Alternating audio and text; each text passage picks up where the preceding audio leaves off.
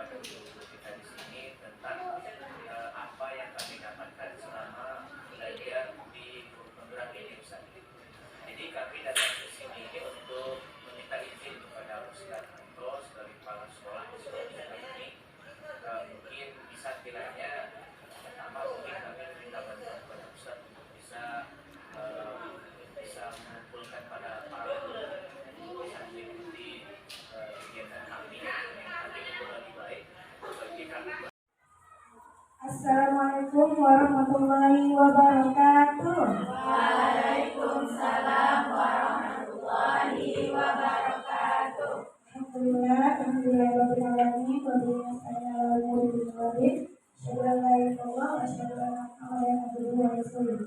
Syukur kepada Allah Subhanahu wa taala, kepada Allah kita dikumpulkan dalam kelas 1 Mubarakah dalam rangka berbagi praktik baik calon guru penggerak pada 9 Sejak Fidia. Di Sejak Fidia ini kami ada 5 calon guru penggerak.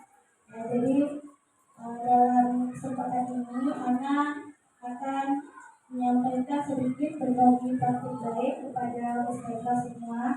Sebelumnya Ana mengucapkan terima kasih banyak sudah menyempatkan hadir di tengah kesibukannya. Baik, untuk supaya kita tidak ngantuk dan semangat, kita tepuk dulu ya. Tepuk semangat. Semangat. Semangat. Allahu Akbar. Tepuk apa lagi ya? Apa kabar Ustazah semua pada pagi hari ini? Alhamdulillah, luar biasa. Bersemangat Allah. Baik, kita masuk ke materi kedua tentang hukuman. Baik, kita masuk materi yang keempat, yaitu 5 posisi kontrol dan kebutuhan dasar. Ya, pertanyaan pengantinnya nih ya. Tisa dan Hana dipanggil masuk ke ruangan Ibu Dewi, kepala sekolah serta makmur. Ibu Dewi baru saja mendapatkan pengaduan dari Ibu Tisa bahwa Hana menggunakan kata-kata kasar dan merendah-rendahkan Tisa di sosial media. Jadi di sini ada 5 posisi kontrol. Jika ini Tina dipanggil nih ke ruangan sama Ibu Dewi, kemudian dapat pengakuan. Jadi kira-kira kita sebagai seorang guru gitu, apakah kita langsung menghakimi? Hana betul, kamu mengatakan kata besar, kata-kata kasar, atau langsung Hana kamu nggak boleh seperti itu. Apa sebaiknya dilakukan oleh seorang guru?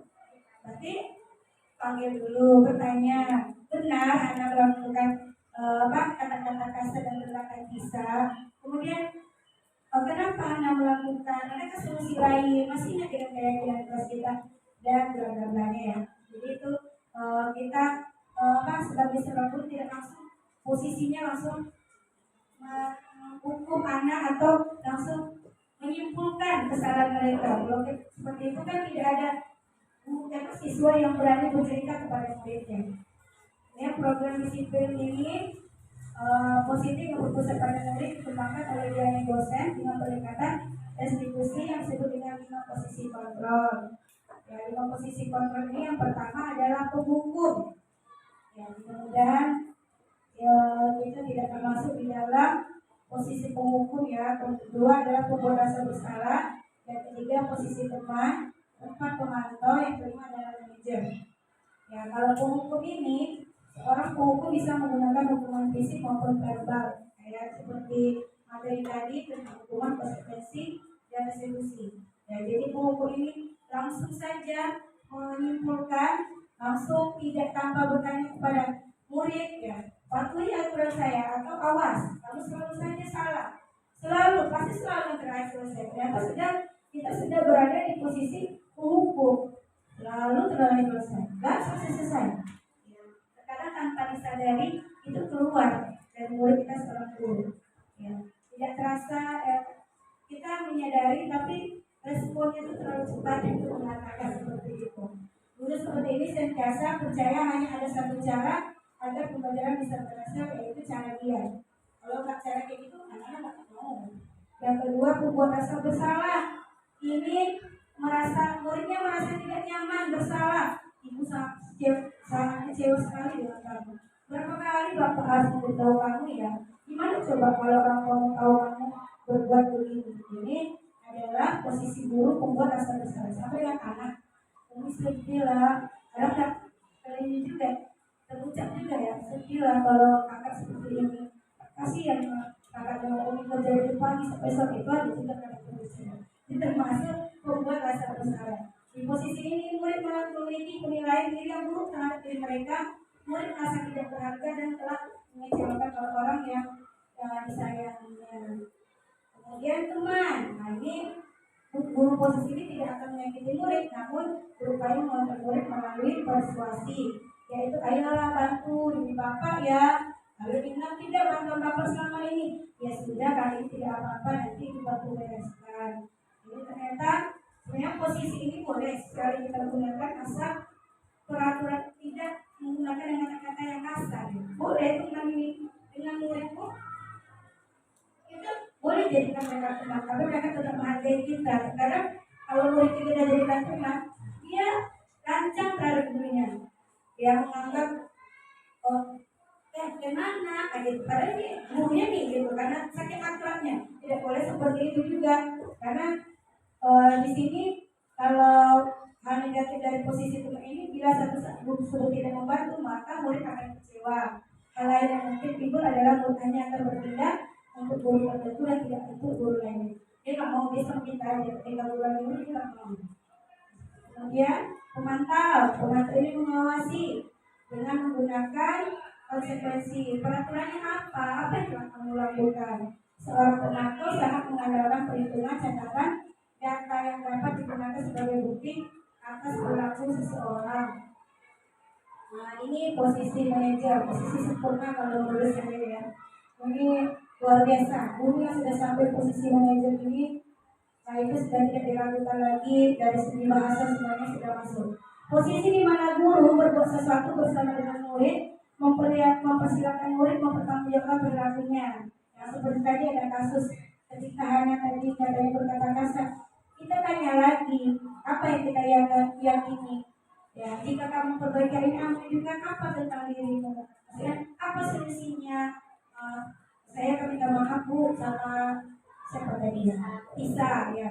Jadi ditanya lagi tentang keyakinan. Jadi dia tidak langsung mengamalkan perilaku siswa langsung, oh kamu seperti ini. Nah, tidak ya. Tugas seorang manajer bukan untuk mengatur perilaku seseorang, hanya membimbing murid untuk dapat mengatur dirinya. Seorang manajer bukannya memisahkan murid dari kelompoknya, tapi mengembalikan murid ke kelompoknya dengan lebih baik dan kuat. Bisa jadi dalam praktek penerapan disiplin sehari, kita akan kembali posisi teman atau pemantau. Karena murid yang ditangani belum siap ya diajak diskusi atau diundang melakukan diskusi. Namun perlu disadari, lima kontrol seorang guru adalah pencapaiannya adalah posisi manajer. Jadi kelima tadi, posisi yang paling sesuai itu adalah posisi manajer. Tapi sejalan waktu, tidak semua anak yang bisa kita jadikan posisi manajer. Belum sampai ke sana. Maka kita seorang guru berusaha untuk mencapai posisi manajer ini. Kita dulu murid kita nyaman untuk bisa bercerita dengan kita. Di mana posisi di sini murid dapat menjadi pribadi yang mandiri, merdeka dan bertanggung jawab atas segala perilaku dan sikapnya, yang pada akhirnya dapat menciptakan lingkungan yang positif, nyaman dan aman. Karena kalau menurut saya sendiri, ketika anak sudah bisa kita berada di posisi manajer, dia tidak akan bohong, dia tidak akan jadi pribadi yang bohong, dia akan jadi pribadi yang jujur, karena dia merasa tidak tertekan. Karena kalau orang itu untuk berbohong itu karena dia tersudutkan, ada kan dia bohong itu.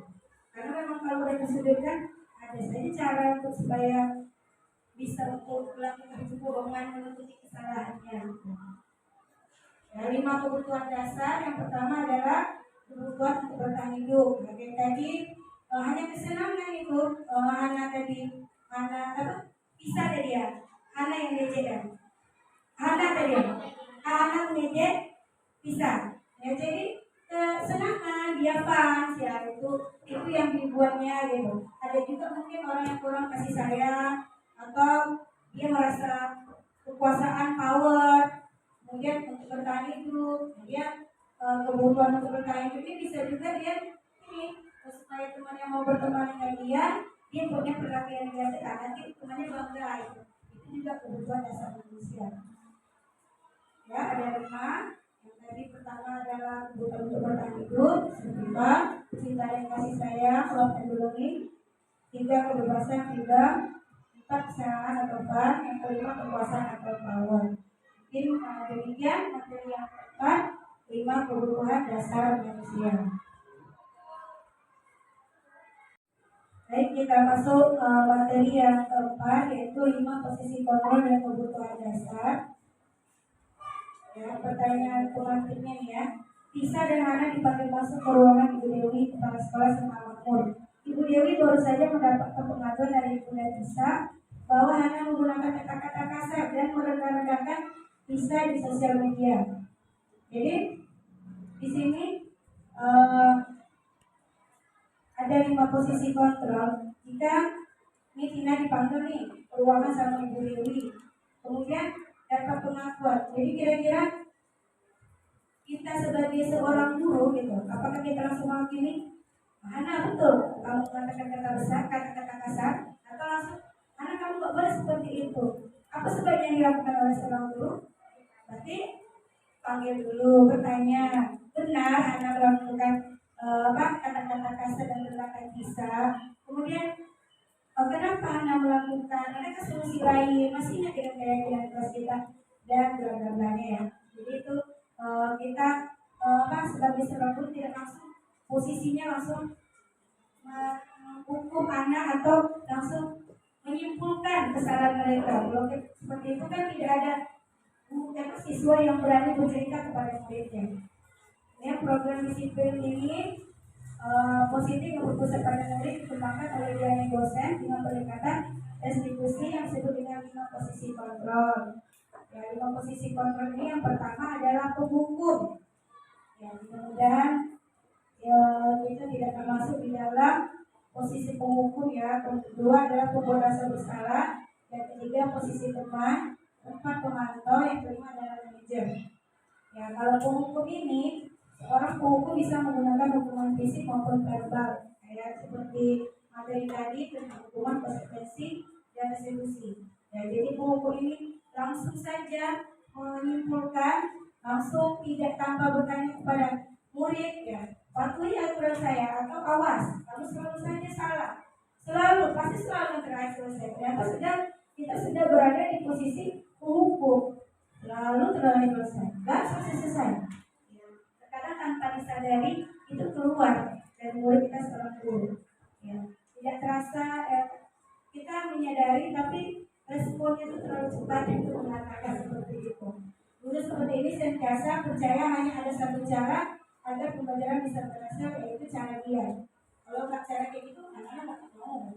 Yang kedua, membuat rasa bersalah. Ini muridnya merasa tidak nyaman, bersalah. Ibu sangat kecewa sekali dengan kamu. Berapa kali Bapak harus memberitahu kamu ya? Gimana coba kalau orang tua tahu kamu berbuat begini? Ini adalah posisi guru pembuat rasa bersalah. Sampai yang anak, ini sedih lah. Karena ini juga terucap juga ya, sedih lah kalau kakak seperti ini. Kasihan kakak mau kerja dari pagi sampai sore itu ada juga kakak terusnya. Ini termasuk pembuat rasa bersalah. Di posisi ini murid memiliki penilaian diri yang buruk terhadap diri mereka. Murid merasa tidak berharga dan telah mengecewakan orang-orang yang disayanginya. Kemudian teman, nah ini guru posisi ini tidak akan menyakiti murid, namun berupaya mengontrol murid melalui persuasi, yaitu ayolah bantu demi bapak ya. Lalu ingat tidak bantuan bapak selama ini? Ya sudah, kali ini tidak apa-apa, nanti dibantu bereskan. Ini ternyata sebenarnya posisi ini boleh sekali kita gunakan asal peraturan tidak menggunakan dengan kata-kata yang kasar. Boleh dengan muridmu itu boleh jadikan mereka teman, tapi mereka tetap menghargai kita. Karena kalau murid kita jadikan teman, dia lancang terhadap gurunya. Dia menganggap gimana gitu, padahal ini gurunya nih gitu, karena sakit akhlaknya. Tidak boleh seperti itu juga, karena di sini kalau hal negatif dari posisi teman ini, bila satu guru tersebut tidak membantu, maka murid akan kecewa. Hal lain yang mungkin timbul adalah murid hanya akan berpindah untuk guru tertentu dan tidak untuk guru lainnya. Dia nggak mau bisa kita aja, kita guru lain dia nggak mau. Kemudian pemantau konsekuensi. Peraturannya apa? Apa yang telah kamu lakukan? Seorang pemantau sangat mengandalkan perhitungan catatan data yang dapat digunakan sebagai bukti atas perilaku seseorang. Nah, ini posisi manajer, posisi sempurna kalau menurut saya ya. Ini luar biasa. Guru yang sudah sampai posisi manajer ini, nah itu sudah tidak diragukan lagi, dari segi bahasa semuanya sudah masuk. Posisi di mana guru berbuat sesuatu bersama dengan murid, mempersilahkan murid mempertanggungjawabkan perilakunya. Yang seperti tadi ada kasus ketika Hana tadi katanya berkata kasar, kita tanya lagi apa yang kita yakini. Ya, jika kamu perbaikan ini, menunjukkan apa tentang dirimu? Maksudnya, apa solusinya? Saya akan minta maaf Bu sama siapa tadi ya? Bisa ya. Jadi ditanya lagi tentang keyakinan. Jadi dia tidak langsung mengamalkan perilaku siswa langsung, oh kamu seperti ini. Nah, tidak ya. Tugas seorang manajer bukan untuk mengatur perilaku seseorang, hanya membimbing murid untuk dapat mengatur dirinya. Seorang manajer bukannya memisahkan murid dari kelompoknya, tapi mengembalikan murid ke kelompoknya dengan lebih baik dan kuat. Bisa jadi dalam praktek penerapan disiplin sehari, kita akan kembali posisi teman atau pemantau. Karena murid yang ditangani belum siap ya diajak diskusi atau diundang melakukan diskusi. Namun perlu disadari, 5 kontrol seorang guru adalah pencapaiannya adalah posisi manajer. Jadi kelima tadi, posisi yang paling sesuai itu adalah posisi manajer. Tapi sejalan waktu, tidak semua anak yang bisa kita jadikan posisi manajer.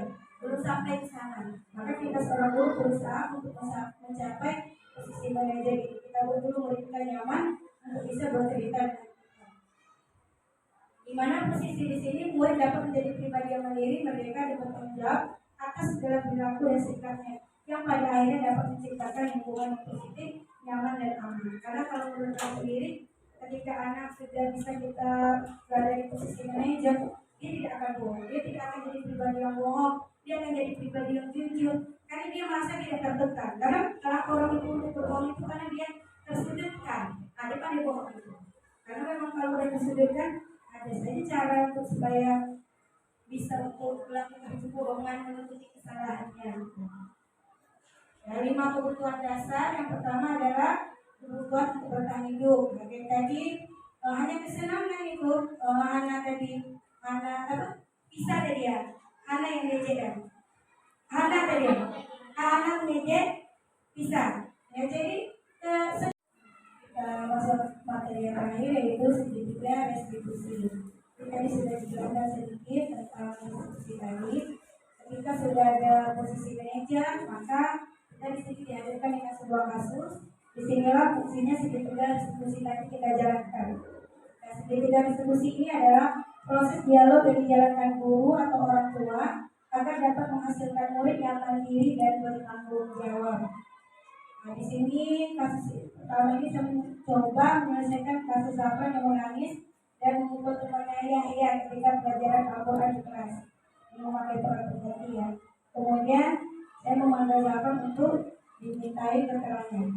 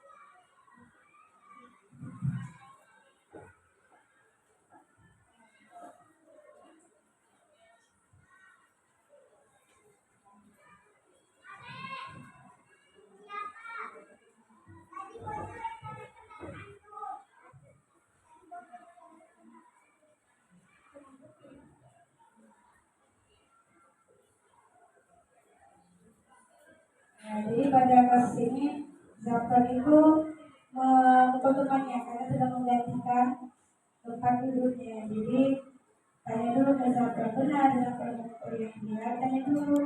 Pasti Zafar punya alasan kenapa Zafar mengkoyak dia. Terus saja Zafar ya kepadanya. Kita tanya, kita tahu pasti Zafar tidak suka tempatnya digantikan. Tapi adakah perilaku yang bisa tidak menyakiti teman, membuat kita senang tapi tidak menyakiti hati teman kita? Ada saja kita tidak boleh menegor teman, kemudian apa solusi yang minta maaf. Jadi mau saja pertemukan dengan Yahya, mau saja minta maaf. Jadi ada solusi, mestinya ada keyakinan, mestinya saja menyayangi teman gitu. Jadi saling menyayangi. Kita ingatkan lagi dengan keyakinan kelas kita. Kemudian di sini Zafar meminta maaf dengan Yahya. Ini Zafar minta maaf karena minta maaf kita pertemukan. Jadi masalahnya bisa selesai ya dengan meminta maaf dan tidak mengulangi lagi perbuatannya. Jadi anak senang, anak tidak merasa diintimidasi, kemudian dia merasa bertanggung jawab bahwa dia perbuatan itu adalah salah.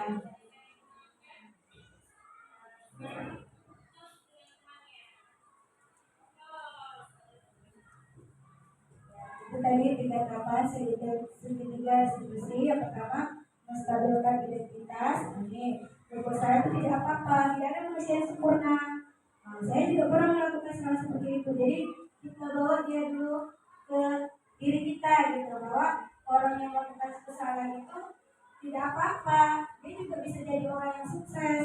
Tapi dia harus ini dulu ya, kita bukan langsung menjadi kamu kenapa kamu melakukan itu, nggak boleh seperti itu gitu. Tapi kalau tanpa disadari itu tidak akan terpecah, karena kan untuk mengubah suatu kebiasaan baik itu butuh proses. Kemudian yang kedua adalah validasi tindakan yang salah. Jadi menurut teori kontrol, semua tindakan manusia baik atau buruk pasti memiliki maksud atau tujuan tertentu. Kita mungkin tidak suka sikap seorang anak yang terus-menerus melengah, tapi bila sikap itu mendapat perhatian kita, maka itu telah memenuhi kebutuhan anak tersebut. Kalimat di bawah ini mungkin terdengar asing buat guru, namun bila dikatakan dengan nada tanpa menghakimi akan memvalidasi kebutuhan mereka. Kita ini ya mau, padahal kamu bisa melakukan yang dulu dari ini ya, aku punya alasan kenapa melakukan hal itu. Jadi ya pasti dapat punya alasan kenapa dapat melakukan ini. Ya Zah, gitu. Langsung dia menjawab, kamu patut bangga pada dirimu sendiri karena kamu telah melindungi sesuatu yang penting buatmu. Kamu boleh mempertahankan sikap itu, tapi kamu harus menambahkan sikap yang baru. Yang terakhir menanyakan keyakinan. Kita tanya, teori kontrol menyatakan bahwa kita pada dasarnya termotivasi secara internal. Ketika identitas kita telah tercapai, langkah pertama dan kita lakukan terasa lagi validasi langkah kedua, maka anak akan siap untuk dihubungkan dengan nilai-nilai yang dia percaya dan berpindah menjadi orang yang dia inginkan. Ya. Apa yang kita percaya sebagai kelas atau keluarga, apa nilai yang kita sepakati? Kamu mau jadi orang seperti apa? Ini menanyakan saya yang bukan. Demikian ya.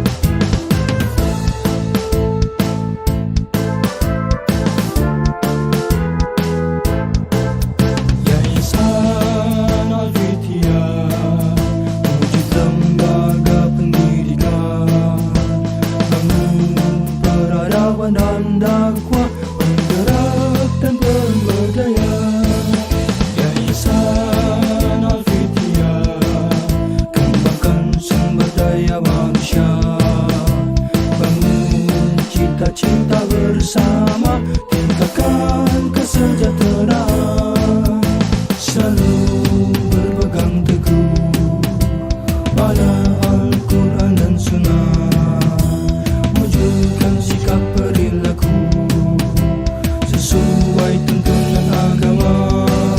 Jadilah pusat keunggulan jaya Yayasan Al-Fitiyah, semangat membangun peradaban jaya Yayasan